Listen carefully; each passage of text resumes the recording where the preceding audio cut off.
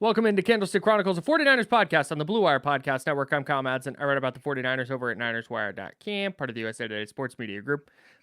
Joining me, as always, Chris Biederman of the Sacramento Bee, and very special guest, George Chahrouri here from Pro Football Focus. We're going to be diving in on the 49ers here shortly. But first, we are brought to you by sglambchops.com. That's the homies over at Lamb Chops. Comfortable clothing, quality clothing. Use promo code Candlestick20 for 20% off your order today at sglambchops.com. Also sponsored by Cooperage Brewing. Get your Candlestick Chronicles Hazy IPA now. Get it by the case at cooperagebrewing.com. Shout out to our homies over at Cooperage. All right, let's talk Niners. George, how's it going, man? It's been entirely too long. Like, way too long. We appreciate you making time, dude. I feel like we keep the conversation going, whether it be through a Twitter like or a comment here or there, right? That keeps the fire going. But it's great to sit down and talk with you guys again. And in a rather ideal situation, I feel like things have gone pretty right thus far. So I'm a little nervous. But it's been fun. Where are you on Brock Purdy through 17 regular season starts? Is he the 20th ranked quarterback in the league or the MVP or worse? I think most people have a pretty strong opinion about Brock Purdy, and probably most are wrong. Look, would I vote for him for MVP? Absolutely not. I think the Niners have the best supporting cast in the league, and I don't think it's particularly close. What happens if you drop Brock Purdy on the Jets? What happens if you drop him on the Chiefs are a good example, right? He's not going to lift those teams, but I will say this: I think that he's better than, say, the 20th best quarterback, right? If you look at PFF grading, I think it tells a pretty compelling story. In the beginning part of the season, he was really kind of doing what was asked and not a whole lot else, right? Weren't a lot of big time throws, which are kind of like that top 5% of throws. But they were winning games and their offense was super efficient. Over the course of kind of the last 5 weeks, you've seen him start to make a few more throws down the field. And that has resulted in some better grades. So, he had a 90 grade against the Jaguars, upper 70s grades against the Bucs, Seahawks, and Eagles. And that's right in that, 12 to 18, 12 to 15 range. And I think that's fair. I think he's been very good thus far. I think he has an amazing supporting cast. I think what you saw when we hit that Browns-Vikings-Bengals stretch, or Browns-Vikings in particular, he was really bad against the Browns, not great weather. But you saw the offensive line without Trent, I think, really struggle because they're, basically pretty bad, to be honest, without Trent. And Debo really limits, taking him out really limited that combination, what they could do offensively. And he struggled a little bit. And that's going to happen. So I think that 12 to 14 range is where I'd put him. Do you think, given what we've seen from Brock Purdy, and I'm with you, I probably think he's, maybe 10 to 12. I just think he's playing it at a high level. But where he ranks is less material to the real conversation, which is, can the 49ers win a Super Bowl with Purdy playing this version of quarterback? Where are you at on that? Do you think when the stakes get higher and the opponents get better generally, where do you think Brock Purdy stands in terms of helping the 49ers win a Super Bowl? So my answer to this would be yes. I do think you can win a Super Bowl with Brock Purdy. I think there's a lot of fragility there. And what I mean by that is, we just talked about Trent and Debo. Like, I think if Trent Williams gets hurt or isn't 100%, like, all of a sudden all bets are off. I think they could sustain a bit of some injury. Like, if it was just Debo that was down. The thing that I don't think anyone's talking enough about, maybe you're hearing it in the Bay Area, Brandon Aiyuk is amazing. Like, really, Brandon Aiyuk has been playing at a top 3 level. We grade separation. We grade at the catch point. He is number 1 in separation by a country mile. Obviously, the scheme helps, but he is a great route runner. Kittle's been awesome. He's our highest graded tight end. Obviously, McCaffrey has been dynamic. Juwan Jennings has been good. So I think they can survive that. I don't think they can survive no Trent because of how poorly the rest of the O-line is and how important he is to keeping them kind of playing ahead, right? And I think that's a mentality thing as much as it is, dominating on first down, as much as it is playing from ahead from a score perspective. And that's the thing that worries me. I always think that Shanahan's biggest challenge is when his game plan doesn't go according to plan. How do they adjust? And I think that's where there's something to be learned.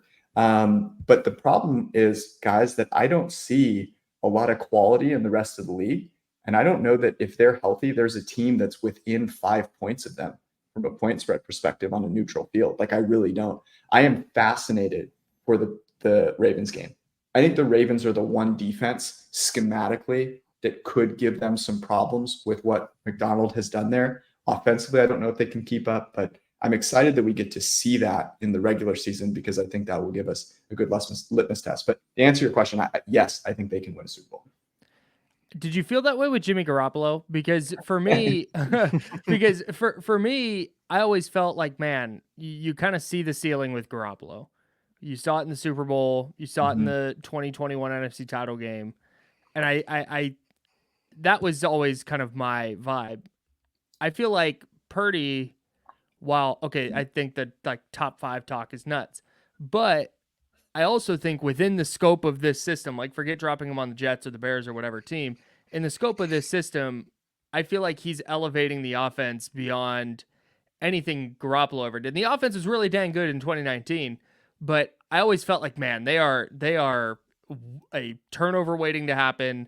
They better not fall down by more than 7.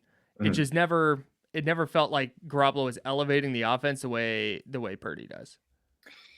I would agree with you. And I don't think it has to be that big of a difference. Like, right. When they played Kansas City, I thought they could win, but it wasn't, I wouldn't say I was brimming with confidence. And I think there are a couple of things that are materially different. First off, I like their supporting cast of weapons a lot better now than I did in 2019. Yeah. Like, give me Brandon Aiyuk, this Deebo Samuel, this George Kittle over, Emmanuel Sanders. Right. And I love Emmanuel Sanders, but like, let's be real. Like, he was, maybe the 25th best receiver in the league. If that, like, I think like Brandon Aiyuk, again, I need to emphasize this, is playing at like a top 5 wide receiver level. And that is, they have so many weapons that Brandon Aiyuk leads them in target share at 25%. Right. Like, compared to a Tyreek Hill who's, like 35, and that's because they have such great weapons. So I think that's materially different.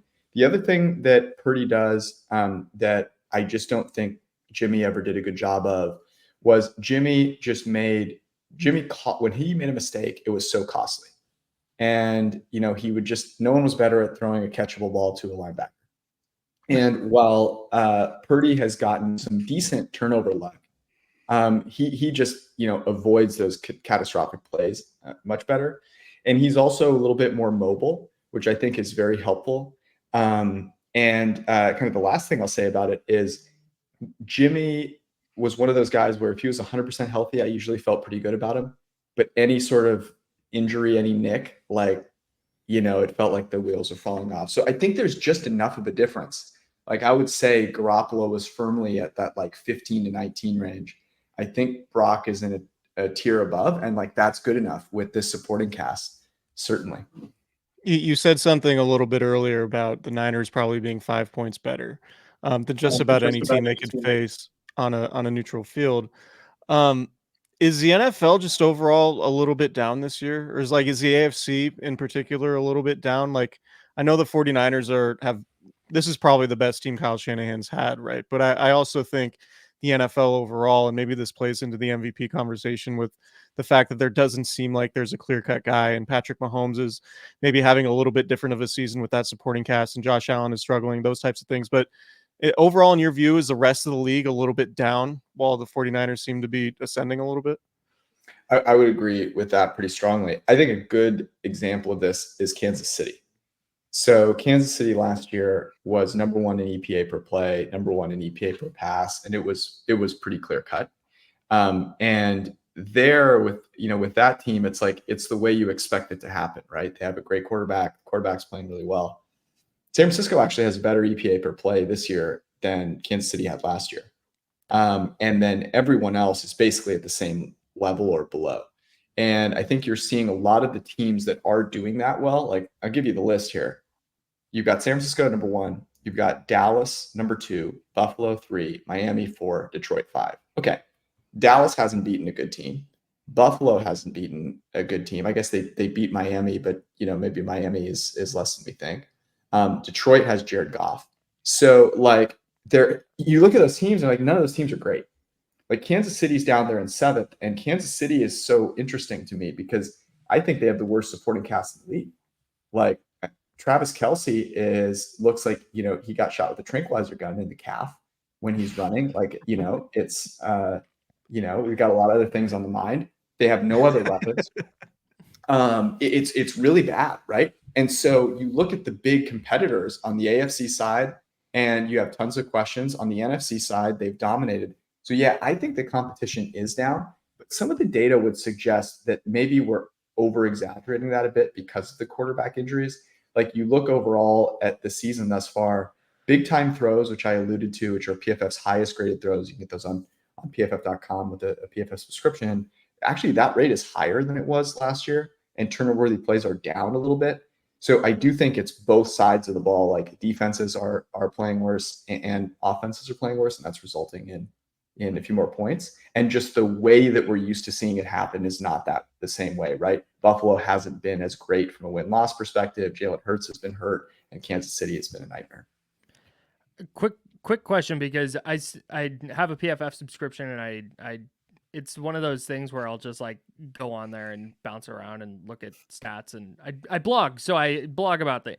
Can you define big time throw for me? Because I always look at it and I'm like, hey, he has X percent of big time, his big time throw percentage is X, but I don't know what that means. Great question. So Thanks. we grade everything on a -2 to +2 scale by 0.5s increments. So a -2, -1.5, -1. Those are really bad plays. Those are turnover-worthy plays. And that you can think of as, I throw the ball right at a linebacker. I have a really bad fumble. I put the ball up for grabs in a really bad place, throw a wildly inaccurate play that should get, picked off by the safety or something like that. And the way that I explain it mathematically is those plays end up being a turnover about 50% of the time. But the reason they're valuable is because you want to know those other 50% where the cornerback drops it or the fumble gets recovered, right? Because those are noisy. You want to know the process, right? So you want to know, is this guy putting it up for grabs? The other side of the coin are plays that are graded, a 1, 1.5, 2.0, the top 5% of plays. And those are, you think about that accurate throw 10 plus yards down the football field, where it's not something that, you expect a middle of the pack quarterback to make with regularity, right? And so there's a broad range. I just use that as like a heuristic, but it does a really good job of capturing, does a quarterback make kind of more out of the offense than is there? What's interesting about those, and we studied them, is that you do need opportunities to make those throws. So it tends for quarterbacks to bounce around a little bit more from year to year, whereas things that are a little bit more stable are their ability to limit turnover-worthy plays, right? That's something they're really in control of, like not throwing a super inaccurate pass. To make a big-time throw, like a player has to be open down the football field for them to, try and fit it in, right? And so that is somewhat scheme dependent. So I always think about it as a little bit of quarterback plus scheme. And the way that I would think about it if you're watching a game is like, oh, great throw down the football field, or it's a third down, makes a really good throw, into a tight window, gets through 3 reads, makes a great play. And it's going to be an accurate throw that kind of moves the sticks probably. I wanted to ask you another Brock Purdy question regarding his age and just sort of what this could look like long term, right? Because I think, Brock Purdy, the question was, can he be the 49ers starter? And then it became pretty clear this year that, yeah, he can do that at a pretty high level. And now the conversation is he elite or not? I think one thing that gets lost is he's in his second season, right? And so regardless of what we think about right now, the conversation is just going to keep changing and evolving. In terms of the way Brock Purdy's playing right now, And like ultimately, what do you think he can be? Like, what do you think his ceiling could be based on the relatively limited sample we have, given that he hasn't even gotten through his second season yet? That's a really good question because it's so hard when you pay someone, that money doesn't come from an endless fountain of cash. So to pay Brock Purdy, you've got to not pay someone else, right? Yeah. And I think the data that we have thus far would say the jury is still out on if you were to not pay Trent Williams, but pay Brock Purdy, what does that look like? And I think that it hasn't looked good so far. What are you going to do? You've got Debo. You're going to need to pay Aiyuk. What are you going to do with Kittle? Like there are a lot of questions there. CMC, like I think at the end of the day, it's tough to make a case for Brock being able to raise the level of the boats with his play at this moment. So I think it's very fortuitous that they are great that they have that he's only on the second year, because I think you just need to find out a little bit more about him. The level that he's played with these guys, no doubt about it, you'd pay him more, but you can't do that and keep those same guys around him. So I think you need to try and isolate some of the variables a little bit more. Who do you not have to pay? Who would you not pay to pay him? And then what do you think that can look like? And they've been good at drafting broadly, right? That's how they've gotten these players. So I think it over the next couple of years, what we'll look at is, okay, who did they draft? Did they find the next Brandon Aiyuk? Did they find the next George Kittle? Where is their offensive line help going to come from? Because, it really gets covered up by how great the scheme is. He gets rid of the ball quickly, and Trent is a rock star. But honestly, that would be my big concern. And so I think it's incumbent on them to draft well. They've gotten rid of some draft capital, as we know, for Trey Lance. And so that's going to hurt their ability, to restock the cupboard a little bit. Right now, though, I would say if I had to make a decision, would I pay Brock Purdy? I would lean on trying to pay him, but I would not pay him anywhere near, that top level. I'd be thinking more of like, could I get a Daniel Jones type deal done? Yeah, for me, I think when you do spin it forward and you're talking about financials specifically, I think you're more likely to make some of those sacrifices on defense. The other side, like Eric Armstead, is Javon Hargrave going to be around by the time you do have to pay Brock Purdy, right? So like, if that's the case, what do you forecast maybe the defense looking like in a couple years, given that it seems like they'll pay Fred Warner and Nick Bosa as long as those guys keep playing at a high level, but in my opinion, the rest of the defense might be a little bit expendable in terms of shedding some of those salaries. So if you're to project the defense going forward, when you do have to pay Brock Purdy, what do you think that looks like? Yeah, but I agree with you. I think that the answer to that is, where do you invest your draft capital and how much do you hit on? Because yeah, I agree, but then you have to find those replacement players somewhere. Like I think Javon Hargrave is a great one to bring up. The defensive tackle market has exploded, right? To get a good defensive tackle on the open market, you've got to pay $20+ million. So now you're thinking about, okay, and what that means, that trickles down into draft capital needed to replace those players, right? So you're going to see teams are going, oh man, I would have to pay this free agent $25 million. I'm going to go draft a great interior line. And so while I agree with you, I think it is a decision that has to be made in some ways with where you invest from a draft perspective, because at the same time, you can't expect the offensive talent to just remain great forever, right? That's another thing that, so I do think there's a potential to build a really long-term great, kind of, I wouldn't say the D word here, that's going to be incumbent on, like, does Brock Purdy turn into a top 10 guy consistently, right? And then you can get there. But I think it's going to be hard. It's going to be hard to just stop paying anyone on defense unless you invest from a draft perspective. And there's only so many draft picks that you have. So like John Lynch has got his work cut out for him. There's no doubt about it. Like, I don't know that there's a GM that has a harder job, but also a more awesome job, right? Yeah. Because he's got this like wealth of talent. He's got Kyle Shanahan, but at the same time, it's like you've got a ton of pressure on you to make. You don't have a ton of resources. You got to make them count. That's why they have to win the Super Bowl while Brock's still on a rookie contract. Yep. I agree. Yep. 100%. If you think they have a better chance, so here's the it's a great point. If you say to yourself, okay, can you win a Super Bowl right now? And the answer is no, then it ain't going to be yes when you sign them to a deal. Right. That's a simple fact. And I think that's a huge problem that most teams run into. Like the Giants are hilarious to me. We have no shot at winning a Super Bowl with Daniel Jones on a rookie contract. Let's pay him $40 million. Then we'll have a shot at winning a Super Bowl. Like you're on something at that point. So that's where you've got to answer yourself. You have to have a margin of error. Like I think about this with investing, like Warren Buffett would talk about, like having a margin of error, right? Like you're probably going to be wrong somewhere. So make sure you build in a good margin of error. If you have negative margin of error, if you already don't have a chance to win the ultimate prize, you're totally screwed.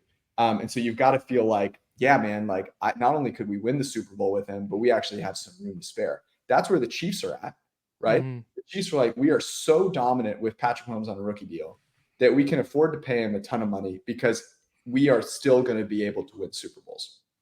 I think the Bengals can feel that way. I think that the Bills can feel that way. And that's why they pay those guys. It sounds like, speaking of the future and paying guys, it sounds like if it came down to choosing Deebo Samuel or Brandon Aiyuk, it sounds like you're all in on Brandon Aiyuk.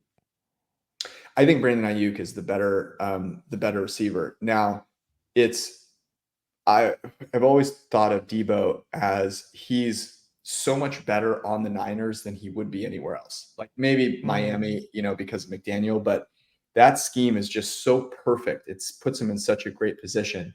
I also think that his skill set will be less sturdy. And look, I don't want to like slight Deebo Samuel. Deebo Samuel's awesome. He's one of my favorite players. He's so awesome to watch, right?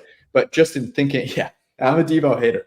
But like the skill of being able to separate and run routes, I think is just we've seen to be a bit more stable. But what I do want to see out of Aiyuk is, can he do it with 10 to 12 to 14 targets a game? They haven't needed to do that. I think they could give him that. I think that the offense right now just doesn't, there's no need to force feed him there. But based on the grading that we do, and by the way, we grade every route, so not the ones that he's targeted on. And that's where our separation grades are based.